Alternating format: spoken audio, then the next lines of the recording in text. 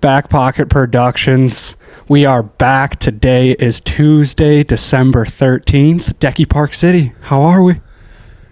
Andy Bojangles, we are living the dream, brother. Happy to round out the year of podcasting. I think this is our second podcast we've done this year. We're becoming experts at this. Yeah, we're experts. This is literally our second one. Last one was in April. Yeah, between you and I, this is our second together, and then I did two individually with Jeff Cole and Parker Olson. Just both guys happened to be in town, and it was all about it. But yeah, man, we're really tripling down on us podcasting this year. It's very apparent. It's very apparent. I love to now people ask us, with it being more on the production side, date night podcast and everything. Are people ask, like, are you podcasting? Like, is that done? And it's like, I mean, it's never done, but like, we're just not podcasting right now. That question always comes up, like, are you done? I was like, what? How can we be done? Yeah, exactly. It's like we've been producing podcasts for people all year. We've been producing the date night podcast, which is, an entire operation in its own. We're definitely still busy. Don't get me wrong.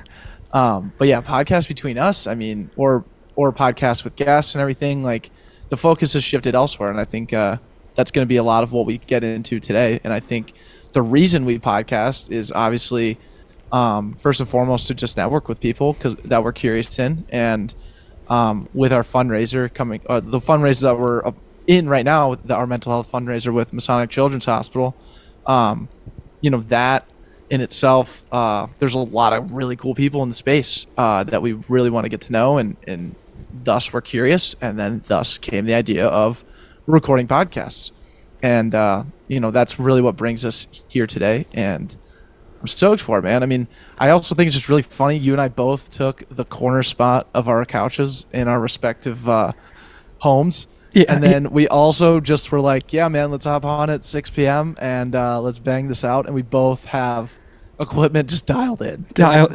We'd miss no steps. Dialed in. I turned on the Zoom or entered the Zoom room, and we are literally in the identical spot, like two peas in a pod. Don't skip a beat.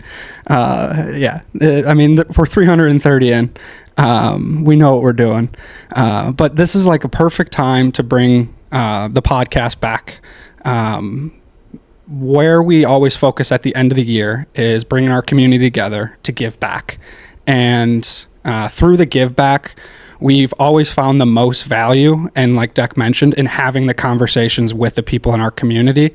Yes, like, we're going to be sitting down, we're going to be talking about potential companies that can match us, and we want to raise $50,000 and get as many people involved as possible. But we always find that when we have these conversations, whether they're 30 minutes, they're an hour and a half, when we get to know someone new, that connection is just deepened, and we now know, like, they're in our corner and we're in theirs, and that relationship is only going to flourish going forward. Like, doing that 300 times over now in the last 6 years, it's really coming to fruition, and seeing it on a daily basis, on a weekly basis, when we have chances to do stuff like this, or someone else has something come up and we get to get involved with them. Yeah, totally. I mean, you nailed it. I think it's funny to look back at all 330 plus episodes, and like, well over half of them are like our best friends, people who are helping us produce anything that we're doing nowadays, with either like the Day Night podcast or basically anything.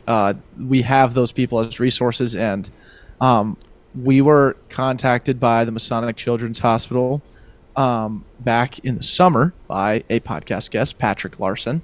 A long-time marketing intern. Long-time marketing intern, yeah. And that episode, I think, is like 317 or 3. It's in the 300 teens.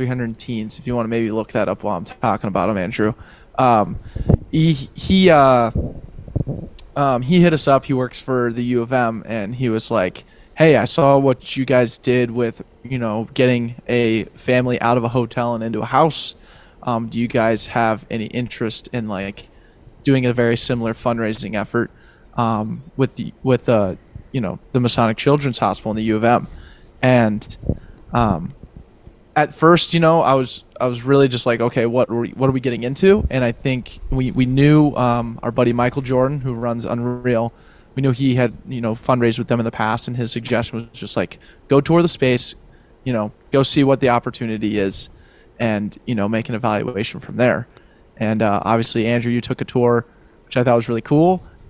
But I think the thing that really turned us on to our fundraiser this year was the idea that, the Masonic Children's Hospital gets millions of dollars in donations every single year, supporting kids with cancer, all kinds of various diseases are supported. Families who have these kids in the hospital are supported. But there's this new wave of facilities and patients in the mental health space that really doesn't see near the amount of money.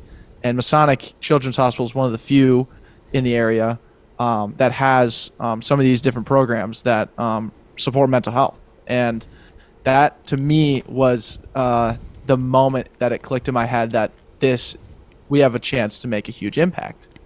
And unlike last year, where we're telling the story of one family, and we get to show everyone, hey, like, this is a family that's fallen on hard times, that's living in a hotel, let's raise money to get them out of it. This year, it's like we're focused on a story that is on something that is affecting millions of people. How are we going to tell that story of millions of people, of various stories and various things within the mental health space that are affecting these people, right?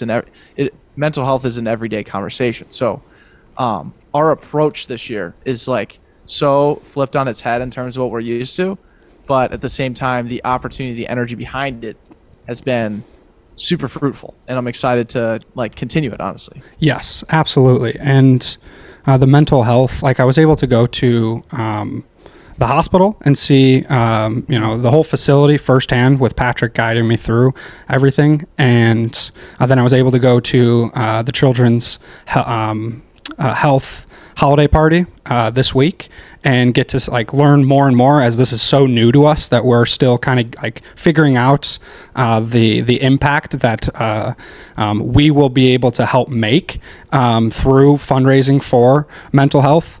And one of the things that they were talking about, children that are struggling with mental health, having a panic attack, some type of disorder, and they're getting turned away from hospitals because they don't have the space for it, because it's lower on the totem pole in terms of all the other things that are going on inside a hospital, and they're having to go to urgent care, or they're having to go to the ER to find help with their issue. And that's, to me, and hearing it, is probably the worst possible spot that they can go to. Think about having some type of mental health issue and you're having to go to the ER.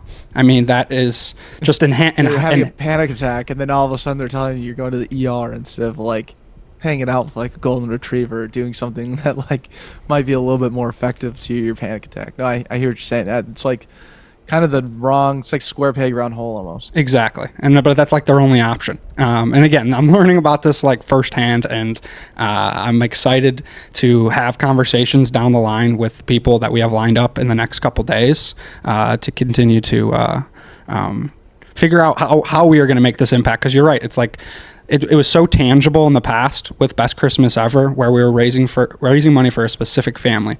We were getting gifts. We were helping out with rent. We were helping get a family out of their hotel that they were living in. So there was very clear direction. Now there is a massive amount of people with this issue, and we have the ability to leave an impact.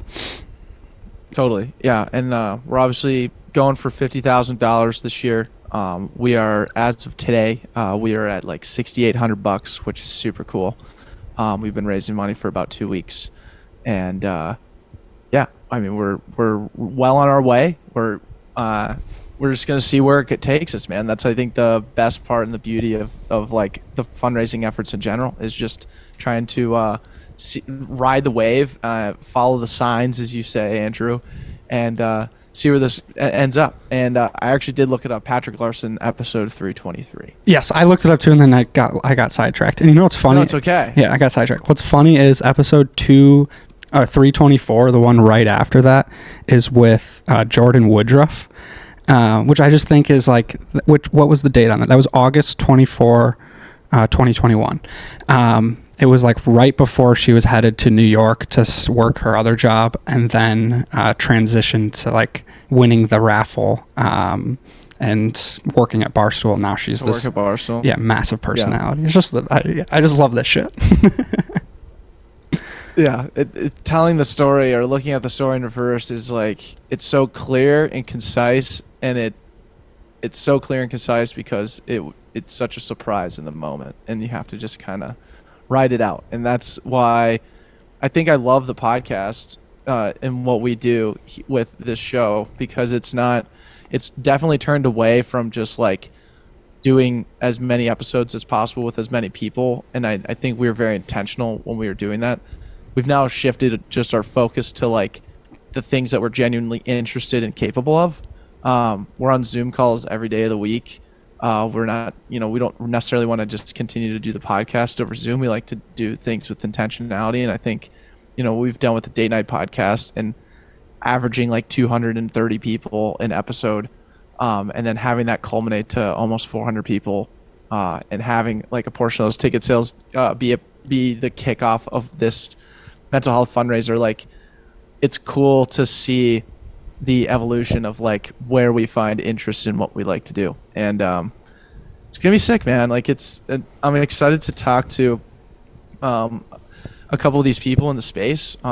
So just to give you guys a highlight, we'll be releasing podcasts shortly after this one. I don't know the dates off the top of my head just yet, but basically we'll have one of our guests is Emily Rooney, a good friend of ours, who we met submerged in cold water at Lake Harriet in early 2020. Where she's going to come on the podcast. She's got a great story and an awesome mental health journey and insight there. We have, who are the other ones, Andrew? We got Mark Dowell, of course, and then Paul Martin. Those are our three guests that we've forecasted thus far. Yes, and real quick, so Mark Dowdle will be talking. So Emily Rooney, she used to work for the Vikings, now works at the Big Ten, and works with big old Kevin Warren, the commissioner. Yes, Kevin Warren. So we have that conversation. That's going to be the next one. I'm just looking up real quick because she's also involved with. No, I'm thinking of Paul Martin. Sorry. So Emily Rooney and then Mark Dowdle. And what we love with Mark Dowdle, I mean, we have to document once a year what's going on in Mark Dowdle's head. But he brought to light earlier this year. So important. Yes, so important. He brought to light earlier this year how much money him with Love Like Glory and us with the foundations that we've been a part of have been fortunate to raise over the last 2 years. And now what he just did with his past run, raising, was it $50,000? I think it was. Yeah, 53,000. Yeah, just over $50,000. Like collectively, we've raised over like $150,000 in the last 2 years, all like helping each other along the way and seeing our like I said in the very beginning, seeing our community go like all the pushing it all the way forward and making this happen. Like that is what like really fires me up. It shocks me every single year, the amount of people we've touched and the amount of people that want to help. It's really, really awesome. And then Paul Martin. Yeah, I'm excited. Yes, I'm excited with Mark, and then with Paul Martin, an NHL player, and he also has a nonprofit, Shine a Light, which focuses on youth mental health awareness. So that is going to be an awesome conversation with what he started there. Cool, man. Yeah, it's going to be, like I said, lots of fantastic intentional conversation that we're about to have here, and it's going to be fun to get back into the interviewing flow. You know, what questions is Andy going to ask? What things am I going to ask that could potentially derail the conversation? You know, there's all kinds of unknowns that we don't know yet, and I'm excited to uncover that, see what happens. You know, more specifically with Dowdle too. Just wanted to touch on that a little bit. Just it is like the value is like you said, $150,000, but it's all literally just like from pure intention, like day to day, and just and coming up with all these different concepts to figure out how to raise that money. Like we're all, working side jobs. We're not like doing seed rounding, raising money for, not like our own company. We're doing very similar things and tactics with businesses and brands and people, and we're able to basically pull a significant amount of money. And I think it's not necessarily about the money, but it's just about like I said, the intention. I think that's just so cool that like that's what we decided to do at some point of our off hours in our 20s. And I think that's, if there's anything that we look back on, that's always something that I'll always be most proud of. And it's cool to see the recognition, obviously, that we give each other. And I'm excited to like talk about that. But then, when we talked to your dad and hadn't seen your dad in, gosh, I don't know how long I haven't seen him. I think my mullet was a little shorter, but he said he was really first and foremost impressed with like what we're doing and the persistence that you and I both have with building Backpocket together. But then the second thing he said was, I just love that you guys do something charitable every year. And I think holding on to that is so important. It's cool to just know that like people recognize that and people understand the hustle behind it and like the intentionality is there. It's cool. I'm really excited. It's awesome. And like the ways that we've gone about the fundraising has been kind of a culmination of focusing on mental health. If like the events that we host and the way that we've kind of gotten involved with the city over the last 6 years, we've always focused on like the Matt Weiss of the world and the JC Lippolds and the Liz Krugers, all of those people that are like meditation focused, movement focused, bringing people together. So like that also like resonates with us because we kind of put that on a forefront whenever we think about doing anything in this city. It always comes back to being active and trying to, just simply smile, like bring joy to whatever we're doing, be knuckleheads out and roll in the grass, the Austin Yoakum, be a baby type mentality. Totally. And then we're bringing another event that we've done the past 2 years back into play this year that also speaks to mental health. Speaking of Emily Rooney sitting in the ice water, Luis, the man who started this whole trend in Minneapolis, I'm firm in that, in jumping in the lake and embracing the fire and ice persona. We are going to be back at Embrace. Can we talk about that real quick? Yeah, go ahead. Yeah, like Andrew said, we're getting on December 17th. We're hosting a big event at Embrace North's new facility. It's going to be a fundraising event for mental health. We'll get more into the details, but like to describe Embrace North to anyone that has no idea what Embrace North is, you basically are like, yeah, this guy, he's from Guatemala, finds himself in Minnesota, and decides that the best thing he could possibly do for himself is freeze his ass off. And in doing so, he falls in love with it and starts an entire brand and movement around it. And it takes the entire local city by storm. And like it's so funny because like the local Minnesotans feel like an inner passion and draw to back up the fact that they're from Minnesota and they're feeling that they should be cold. That this is good for them, and it is good for you. Like there's all kinds of benefits, physically, mentally, emotionally, with jumping in the ice water. But it's just like, I feel like if you're from Minnesota, you have to feel like that is the standard. Like if I'm from Minnesota, I am doing ice plunges because that's how it goes. And I just think Luis did such a great job of capturing that. And just his background being from Guatemala and everything makes it that much better of a story. Amen. And he makes it less intimidating, which is like, totally is crazy because, your body is always in a state of like, almost in a state of panic right before you get in. If it's your first time, second time, early time doing it, like you're trying to still yourself and like, all right, here we go. I'm about to shock the system. And, the way that he's gone about it with first jumping in the lake, then he just got these like big black bins and stuck them in the back of his gym. And now he's got these giant Yeti coolers that are used for hunting out in, like, they're portable coolers that you use in Montana after you kill big game. And he's got like 8 of them. And then he incorporates He's these. got more than that, dude. He's got like 40 of them. Yeah, 8 of them in the back of his gym, but then like he brings them everywhere. I think we're going to be auctioning off one at our event. Hopefully, yes, that's confirmed. Cool. And I can go on and on about it, because then he's got the saunas, the portable saunas. He's got the sauna poppy hats that are actually And sticks. And the sticks, but the hats are actually sick because you sweat from the top of your head, and then it immediately, like, you're losing heat. So when you put on those little hats, it keeps the heat trapped in there, and you're not sweating off the top of your head. And I don't know, the way he explained it, you're receiving far more benefits from it. And then he's got the poppy sticks.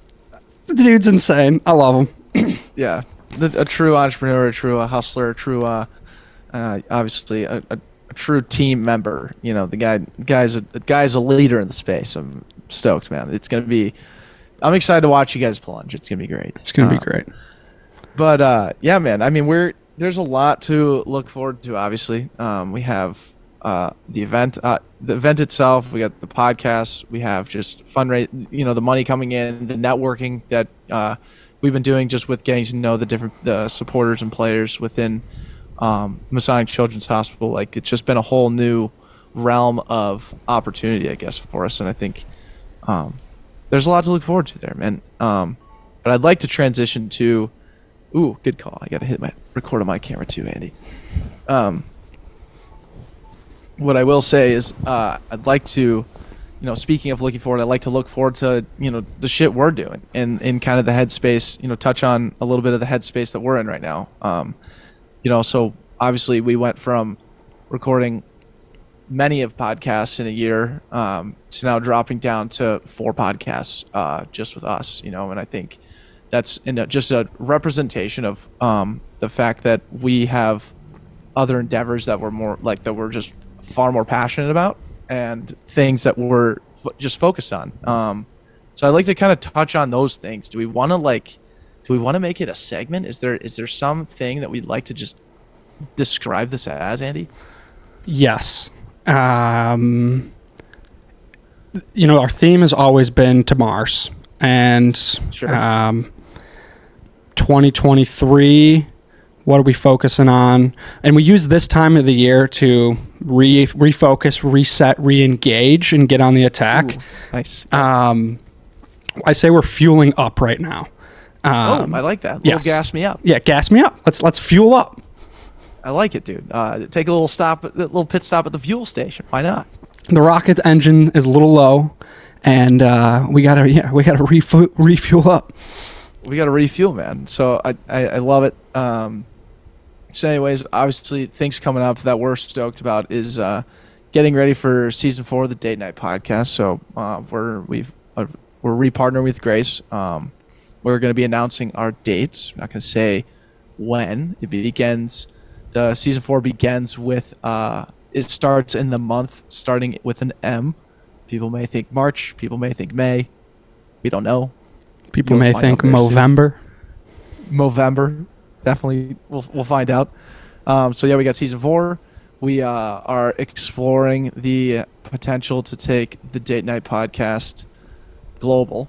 We do a little bit of a tour, potential new locations outside of the state of Minnesota, which we're stoked about. There's a lot going on, and then I think there's going to be a little bit of rebranding coming through on the Backpocket streams.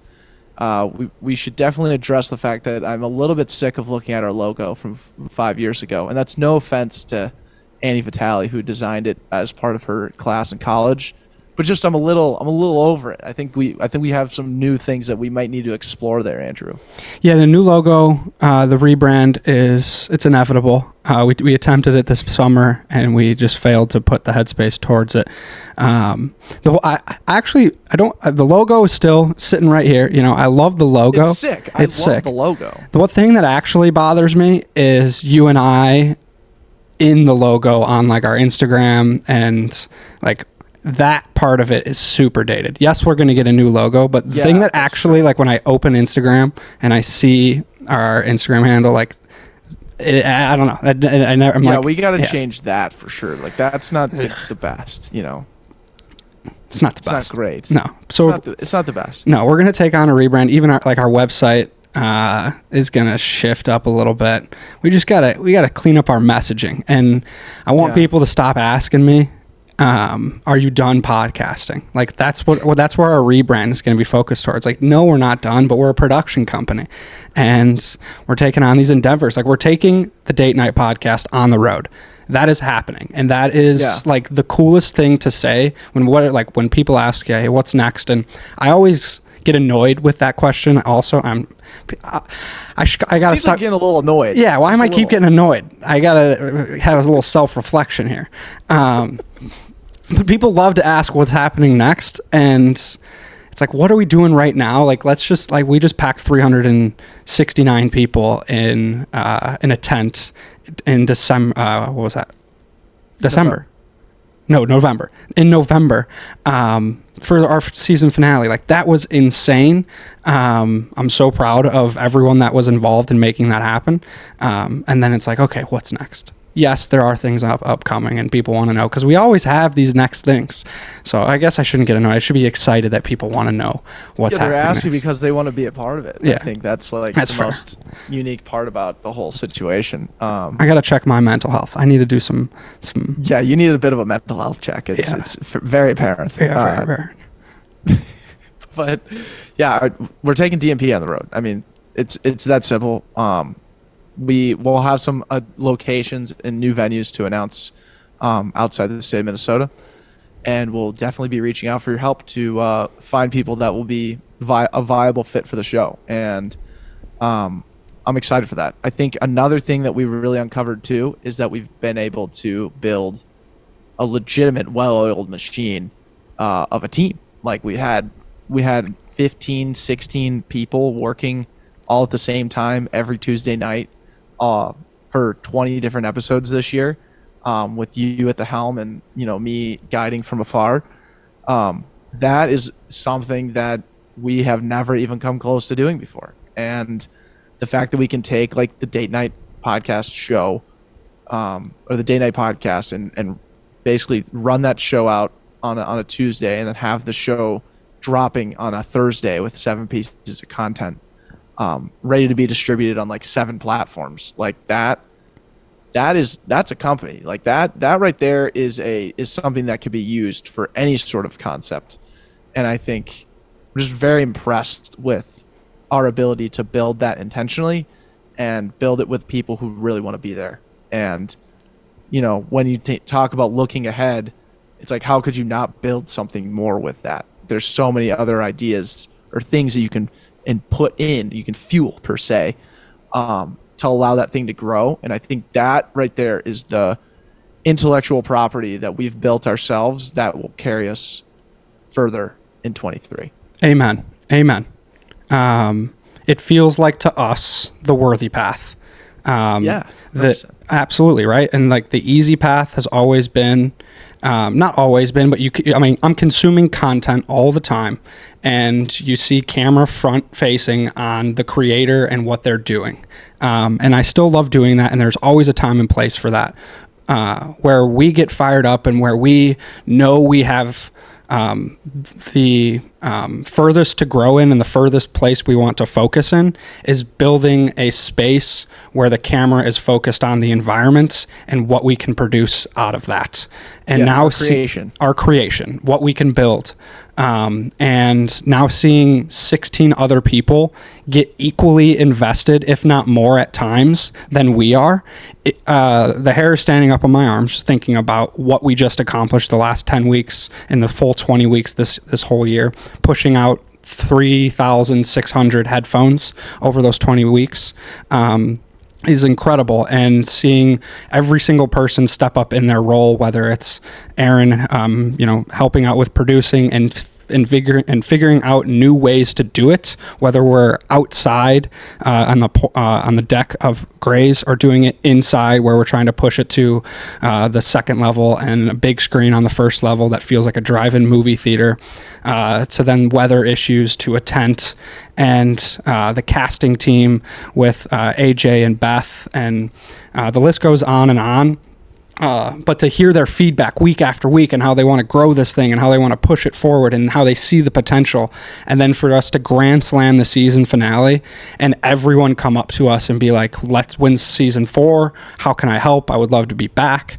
It's very rewarding. It is, man. It's like rewarding in different ways that we've kind of never experienced before, because you're right that we've always been the ones like on camera recording the podcast, watching our downloads rise, watching the kind of impact that has happened around us. But I think we kind of just took that same intention and just put it into something completely new, and we were rewarded with something that we've never felt before, which is just like we took our passion and bestowed it upon a team, and now they're equally, if not more, passionate about certain aspects of the brand and everything else, man. So I think just like our persistence in working through that, and being able to build that is just something that I'll probably be most proud of this year. And I just think it's cool to grow up. I guess it's just cool to grow up, and it's fun to continue to try and figure this stuff out, because when you tell the story in verse, like you're saying, like our path went from podcasting to throwing boat parties to now running a dating show. Like there's no like rhyme or reason for any one of those paths, but there's literally a good linear progression of what we've done, and it's always just been about following what we've actually wanted to do and adjusting with the times, and being in 2 separate states now for over 2 years, but then now putting together these crazy productions and just finding what feels good is typically what Yoga with Adrian says, and that's kind of what we do. Oh, finding what feels good, dude. That's exactly what it is. I mean, I know we're full speed ahead, and we're putting forth our best foot time and time again, and it takes a ton of work, but taking a step back and doing recording this podcast with you right now, it makes me feel like the kid. I'm still a kid. I'm 26, but it makes me feel like we're sitting in our college house as juniors in college, getting this thing back started. Like every single time we record the podcast, that's where my body goes. That's where my energy goes. Like I'm sitting on that weird futon with a snowball mic in front of us, and we got Steve-O in the corner, not doing anything, but got a huge smile on his face with a laptop in his lap. Super excited to be there. Super excited to be there. Like that energy is instilled in everything we do, and I think that's why people gravitate towards it. I know that's why people gravitate towards it. I'm proud to continue to do this with you. It's an endeavor that I'm always excited to wake up and do, because I know I have you at my side. Totally. And I could say the same for you, man. We have such a awesome, we complement each other in so many different ways, and it's fun to just take on some of these new endeavors and try and figure out how to make it work. And I think again, talking with your dad and just explaining this kind of our process to one another was another thing I just really, really appreciated. And he's like, wow, Decky, you're the engineer, and Andrew's, the one who's on the front lines operating this thing. And he's got to see how our brains work together. We have an episode, and episode 1, Queen gets way too hammered on stage, and we have 85 other problems. And as you're telling me every single problem on the phone, 2 days later, I'm writing every single one down, and we're trying to figure out a solution for every single one. And just the analytical approach of conquering and destroying problems one week at a time. And eventually, like you're saying, the Grand Slam season 3 finale of the Day Night podcast, that thing was minced. Even the episode before, absolutely minced. And I think just that routinized process of you and I trying to figure out, okay, we're rolling right back into podcasts, and we're rolling right back into fundraising. We're going right into, trying to support something we've never done before. What are the problems? What are the solutions? How are we going to keep going back forward? And that's why the podcast came back up. Like, let's get intentional. Let's interview people we're curious in. Let's really connect with people in the space and see how we can move that needle just a little bit forward. And I just think like that conversation we had 2 nights ago where I called you, I was like, dude, I like don't know how we're going to do this. I really don't feel like I want to do this sometimes. And just working through it and talking through the why behind every single step, every single conversation that we're about to have, every single thing, an opportunity we have to basically, work through this fundraiser, it all started to make way more sense. And it started to just really put my anxiety at bay. And that to me is just like the reason why I love building anything with you, because there's such a tangible solution and a belief that everything always works out the way it should. Yes, it always does. And I think that's why we treat it like it's going to work out every situation. And we don't go unnoticed. We don't leave it under what's the saying? Like, you leave no stone unturned. Sure. That saying. That's the one I'm looking for. That's the one. That's the one. We don't leave any stones unturned. And because we like to address it, like if you're not feeling good about what we're doing, if I'm not feeling good about what we're doing, we are going to talk about it, because there's no point in doing it, or we'll figure out why we don't like it and figure out, okay, that's why. Let's have someone else step in and figure out if they would like to do that. Something along those lines. Yeah. It's, I don't know, man. Like, it's like, would you ever want to post an Instagram story again? No. If you had the choice, would you ever do it? No. Like, like there's just random things that like I would never want to have to produce this very podcast, and we'd have to do ever again. I'd love, but I know someone who absolutely will, and I'm totally down to coordinate and make it all happen. Like, there's just certain things that I just think are funny, like that are just part of the growth. Like, I'm so excited to like try and do, the Day Night podcast on the road, but there's gonna get a point in time where I'm like, the last thing I want to do is fly to Denver right now, or like the last thing I want to do is go to this event. But then eventually, you and I are going to go with this idea that, you know what, maybe we can hire someone else to go there for us, or like, there's always the solutions become so clear, I guess, and it happens because we talk to each other about it, and it happens because we are unwilling to do something that we don't like to do. And, yes, right. Well, no, we're gonna pour into what we love doing, and and we'll do the hard stuff. We'll do the worthy things. But if it starts feeling like a chore, if it starts feeling like it doesn't make a lot of sense to do that, then we got to figure out a solution to it. And I think that's probably one of my problems, and I've voiced this plenty of times. But it's just like, I love sprinting and never stopping, and I get burnt out pretty quick. No. Let's pause.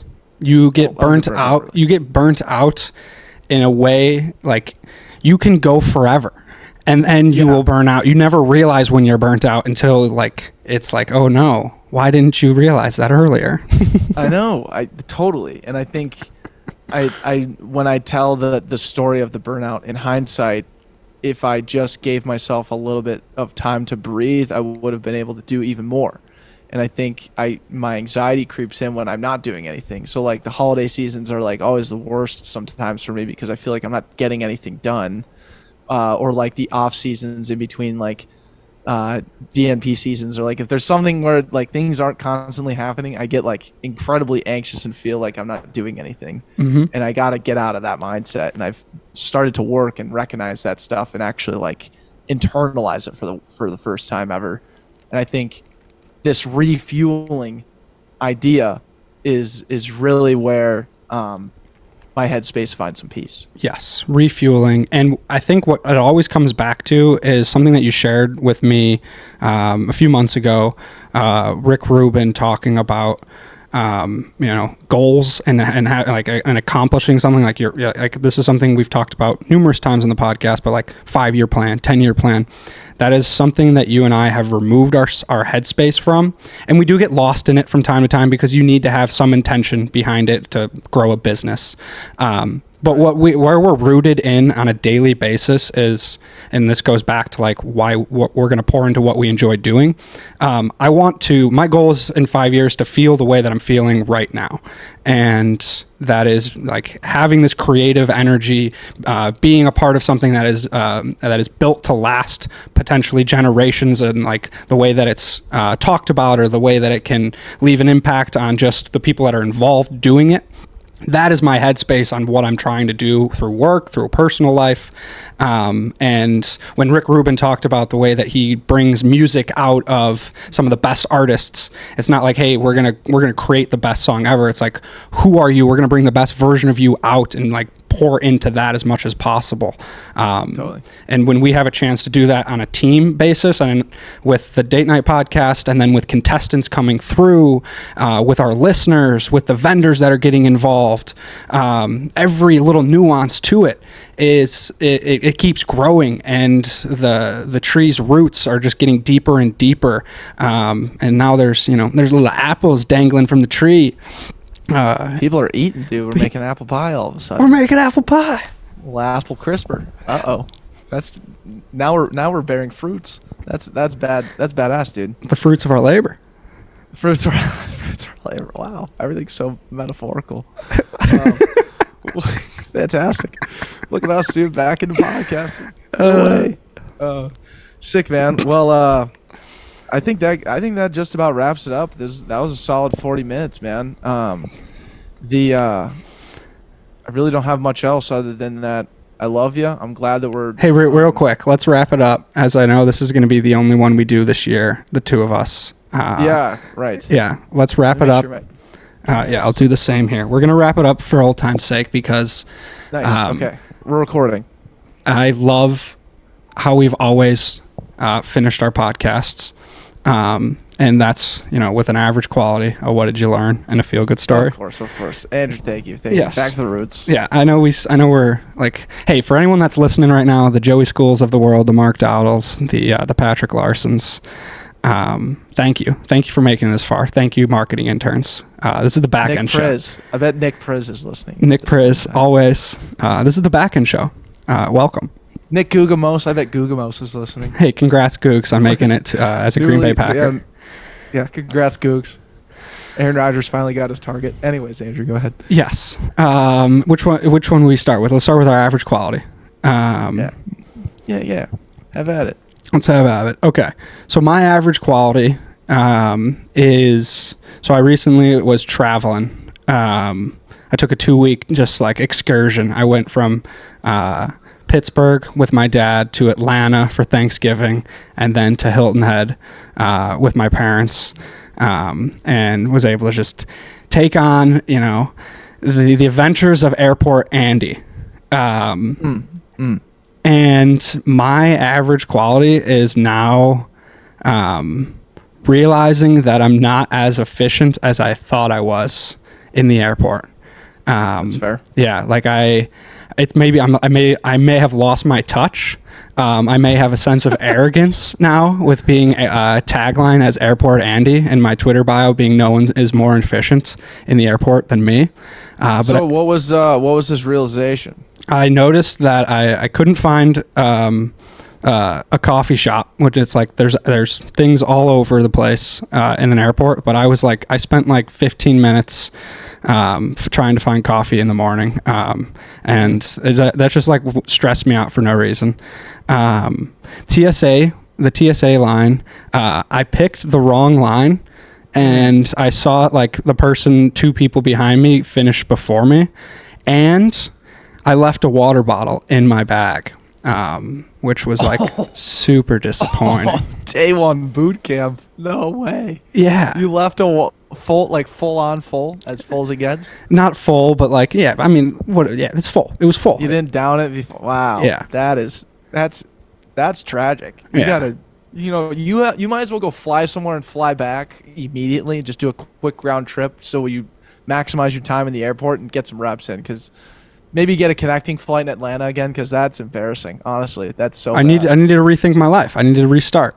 And to top it all, I mean, what a great humbling experience, though. I mean, the guy who was the most efficient in the airport is not as efficient as we once thought. I mean, that's fantastic.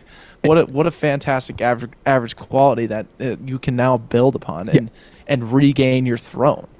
I need to regain my throne. And my last thing with this is the worst of it all. I lent my suitcase to a friend, and in doing so, I didn't check the pockets after he returned that suitcase. And when I brought it through TSA, he had just gone to Montana, where for some reason he needed a switchblade. And I go through. You're a criminal. Yeah, I go through TSA with the switchblade, and I walk, and it goes through the scanner, and this woman like grabs it immediately. Like there was like 6 people all of a sudden huddled over this suitcase, and they're like, "Whose suitcase is this?" And I raise my hand, and I walk over there, and they're like, "Do you know you have a switchblade in your suitcase?" And I go, "I do not have a switchblade. I don't own a switchblade." And they're like, never "Well, even caught anything. I don't know how to use a switchblade." And Switch what? do you know what pocket it's in? And I'm like, no, I don't. So she unzips it, pulls it out, and it's a switchblade, and I nearly like shit myself. And I was like, okay, so what do we do from here? Because that ain't mine. And she's like, I'm going to throw this out, and I'm going to escort you off the premise. And like I go white in the face, and then she's like, then you can come back in and go through TSA one more time, and make sure that you don't have any more weapons on you. The factory reset on your TSA experience. Just it's the old turn off the laptop, turn it back on, and it replenishes everything. Wow. I mean, that's awesome. I gotta say, that is awesome. That's fantastic. I mean, you're down to whoever you lent it to is down to switchblade, though. I hope you're maybe taking a trip to Montana to regain that or something. Yeah, he'll figure it out. Okay. Average quality, Airport Andy needs to refocus. Yeah, wow. I mean, I will combat that, or I guess respond with my average quality in that I am terrible at negotiating and purchasing cars, and I've shown that to be so terrible. Like, as of today, I'm going to be, Christina and I are going to go buy a 4Runner, and we're really excited about that because, we need snaps we snaps need for the 4Runner, dude. Yeah, Snaps for the 4Runner. Lasts long. It's a great car. Really stoked about it. Lots of good things about what I'm about to be doing going in to purchase this car. But in doing so, I've realized how bad I actually am at buying a car. So this is what I did 2 years ago when I needed to buy a car. 2 years ago, I showed up on like a Tuesday looking to buy a car because I needed one. And I showed up, like I just had scrolled like used car near me, found a place, and I just walked the lot, and I thought I saw something I liked, and the salesman was there, and I was like, can I get this one? He's like, would you like to test drive? I was like, that's not a bad idea. I get in the car, I drive around the corner, drive around the block once, pull back in, and I said, I'll take it. And so that was it. All I did was I showed up, drove it around the block, confirmed that it had Bluetooth connection, because that was my non-negotiable at the time, and good miles per gallon, which that's easy to get if you get a small car. And I just bought it, and I just took a loan out, did the whole thing, and that was it. And then I find out, 2 years later, I mean, the car treated me well for the most part. Had about $5,000 in, no, not 5,000, probably like $3,000 in repairs and things. Like the AC unit just went out on me like within a month, and I'm like, you can't not have AC in Arizona. So that was $1,600 right off the bat. You took it to San Diego how many times? 14 times. Yeah, that's gonna put some damage on the vehicle. Yeah, I drove the wheels off the thing. I mean, I got it with like 119,000 miles. It has 170 now. The tires, I didn't know the tires were bad until I drove it. Like I was maybe 5 or 6 months driving it already, and Doyle, my landlord at the time, was like, "Dude, you should not be driving that anywhere because your tires are gonna explode because of how bad they are." And I was like, "Oh shit!" There's another like $700, and then anyway, so I find out that the way you're supposed to buy a car is so much different than what I did. So I'm being told now. Show me the Carfax. Show me the Carfax. Well, okay, so Carfax, just do your research online. Find the car that you want. Figure out, how well it holds its value over the time you'd be taking out a loan or whatever it may be. Find a car that doesn't have 119,000 miles on it. Try maybe 50,000, something maybe less. Do your research on what it costs to repair the car. So if you're gonna buy a Jeep, a Land Rover, a Mercedes, a BMW, or even like on the lower end, like for some reason I feel like a Mitsubishi is just like difficult to repair. Those are outdated potentially. Right, exactly. But anything from like a General Motors car, that's gonna be fine. Toyota has a lot of makes and models; they're fine. Subaru, I've heard great things about their repair.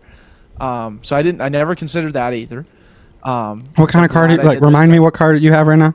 I have a Hyundai Elantra GT hatchback, and it is luckily a very normal, moderate way, car to maintain, I guess. So the maintain cost is fine there. So I did blindly okay on that. But where I didn't understand is the deal, the point of sale. When you go into the dealer, what are you supposed to do? Like when they give you their first offer, never take it. You always talk them down, no matter what. And all of my employees at work were telling me, and I haven't done this yet, I'm very terrified to try, which is why this is like more or less my average quality. So they say, you walk out. You show up to buy the car and you leave without buying anything. And that has to happen. Otherwise, you're not going to get what you want. So I have to go in there. I have to schedule an appointment with the guy that, hey, I want to see these 4Runners. And then I got to say a price. And then when he doesn't meet my price and I continually trying to get this, I have to leave. And I have to wait for him to text me back. Say, actually, I'll do this. Or negotiate from afar. I got a good pivot for you. And this could be... I'm nervous. This would close the deal and you probably might get it even lowered. So you leave the dealership and Christina returns. And just Christina. And Christina plays hardball. Just Christina. Yeah, Steen goes in there and absolutely grand slams it. At least pitch this idea, because I feel like she'd get a little giddy in potentially pulling this off. Yeah, I mean, she definitely brings a hammer down when it comes to verbal confrontations. Right. I really personally can't take that sometimes, and that might be a good idea. And she'll probably poke him, Hey, buddy. Point at him and stare right into his soul, Normal Steen stuff. I think another thing too, which is a little bit more smaller, lower hanging fruit, I would say, is basically if they finance the car for you, like if they take the loan out through the dealership, there's like a buy rate and a sell rate. So the buy rate is what the dealership gets from like their bank, and then they add a couple interest points, percentage points on top of that, and then they sell you this loan.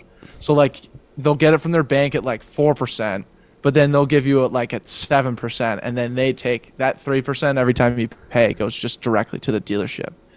So then, furthermore, you should always ask them that when you go in, but you should always be prepared to just have a credit union pre-approved rate for roughly the amount that you need. Got it.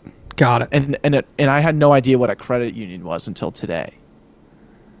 Yeah, I don't know what that is. Do you know what that is? So a credit union is... It's a group of people... It's a non-profit business that gives loans out. That's it. So because they're non-profit, they have naturally lower rates. Got it. And so if you get approved through a credit union, your rate is just going to be way significantly lower. And they're always trying to give car loans out in credit unions for whatever reason I'm reading. So that's something else that I'm considering. It's amazing. It's like the NCAA. They're always they're giving you can train.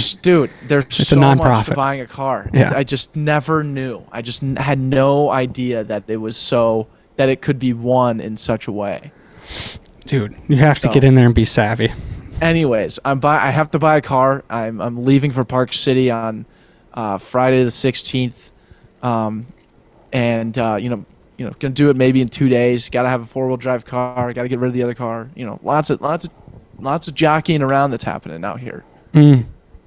So crazy. That's my average quality, is just that whole process. I know it's kind of a long-winded answer, but I just really had to expose all the average qualities that I've portrayed in the car buying and selling industry. Doesn't it feel good to get that out there, though? Yeah. Oh, totally. I mean, having that weight lifted off my chest is, astronomically impressive. I really feel good. Oh, sweet, man. So those are our average qualities. Yeah. And hey, wait, let's transition here to what did we learn? Yeah. Snake draft. Snake draft. Yeah. Fire away. I'll take care. I can take care of this. What did I learn today? Well, I learned that it's never good to assume. I did some bad assumption work on my job here, finishing up in Arizona, and delayed the very last thing of the project by 2 days, unfortunately. So that was a hard pill to swallow. When everybody Celebrated, everyone's like getting ready to celebrate. Like, here's like the last thing we got to do. 3 weeks prior to that, I made a wrong assumption. Not going to get into the details of it. It wasn't anything crazy, just a lot to explain. So everyone and their boss is here to for the final show, and all of a sudden something bad happens, and it was based on an assumption I made. And then I had to explain myself, and then of course 2 days later, as of today, it's all good. But learned a hard lesson there. Just it's easy path versus worthy path. I was faced with a decision 2 weeks ago. I took the easy path and not the worthy path, and assumed everything was going to be good with the easy path decision. Turns out I should have taken that worthy path. Hey, but you did finish the job well in advance, which is another impressive feat. In the world of construction, I haven't heard many stories of something finishing on time. On time, let alone early. Right. Yeah. So we had it was a 14-month project, and we did it in 9.5 months. And I'm proud to say I was the one running the schedule. Not to brag. Really, we had a strong team. We had a lot more guys than we normally have, and we finished it out, dude. I'm more than stoked about it. So, love it. Although 9.5 in 2 days is not the end of the world, obviously. So, it wasn't a risk-free assumption, but obviously it had consequences. Love it. I love it. What did you learn today, dude? What did I learn? Well, real quick, what did I learn from this hour? I'm a little rusty. Andy transitions didn't quite flow as well as I would love to have flown, or just kind of ebbed and flowed throughout the podcast. I felt like you took care of most of the transitions during our podcast, which is unheard of. Wild. I also learned this saying, and I feel like this is why I'm playing in this space of a lot of metaphors today. I heard this saying. I tweeted out last night. What was it? I want to get it right. Shoot, I should have had this ready. 1 second. There's no bunk beds in the graveyard.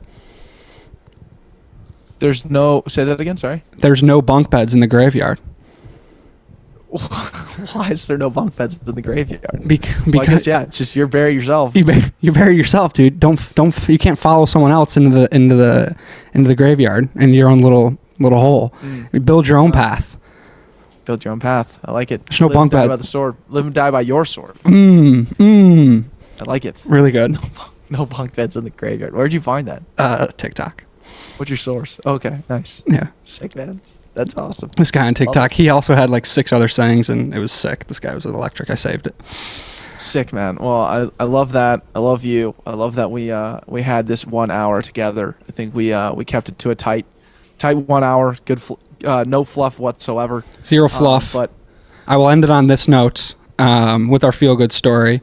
Has to be the purpose of this podcast.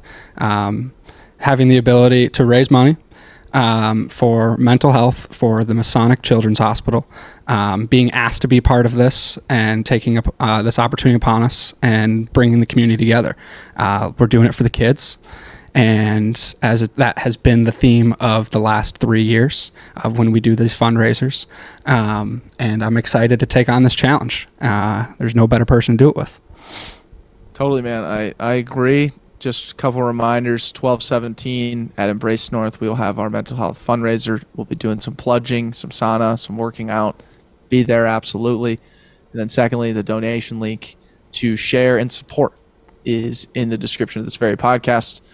And then also be free to follow us on Instagram at the Backpocket Productions and keep up to date on everything going on, man. I think that's about it. That's a wrap. Love you, man.